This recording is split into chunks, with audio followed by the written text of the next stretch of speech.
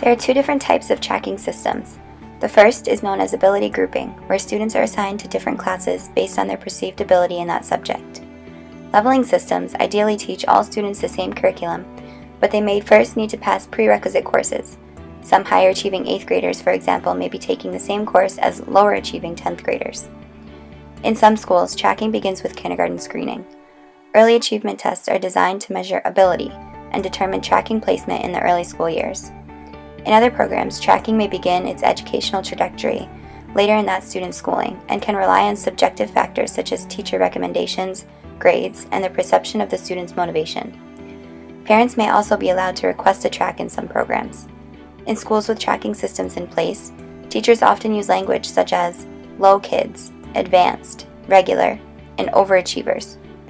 Corbett and Garrity state, language shapes our thinking and our beliefs.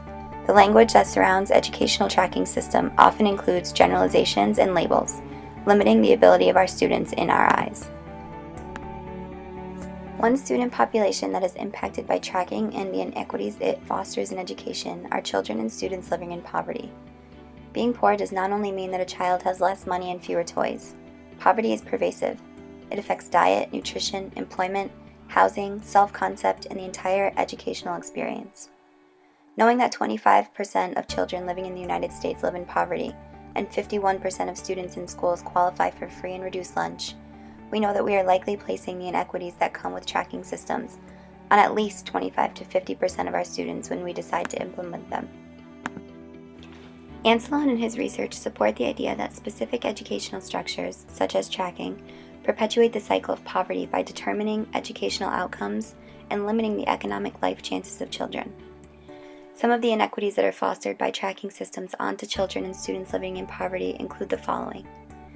Limited access to courses. In recent research done by the United States Department of Education, 57% of Black high school students have access to full range of courses needed to succeed in college and careers, compared to 71% of white students.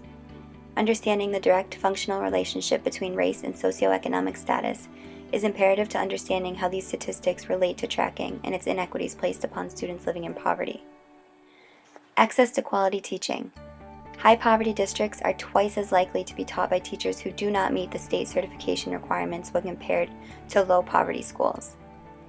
As mentioned earlier, in tracking systems, these students' educational trajectories are often determined by teacher recommendations and assessment scores or academic performance. Assessing these factors, knowing that these students are likely not exposed to comparable quality teaching, in essence, sets them up for failure.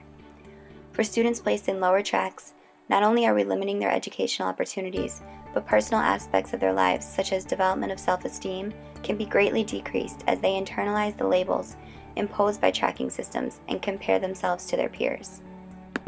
I personally was placed into the higher tracks and therefore, without much work, constantly had access to courses and educational opportunities that I needed to set myself up for college and success beyond the K-12 schooling years. Because of that, I never took into consideration the inequities that these systems likely placed on my peers, who may not have been placed in the same tracks as I was.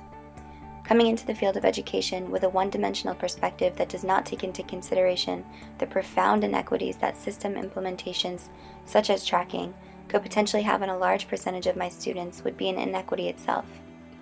I wanted to further research this topic and develop my understanding about the effects of this that I may see in my future career, and become an advocate for my future students rather than fall into an outdated educational system such as tracking.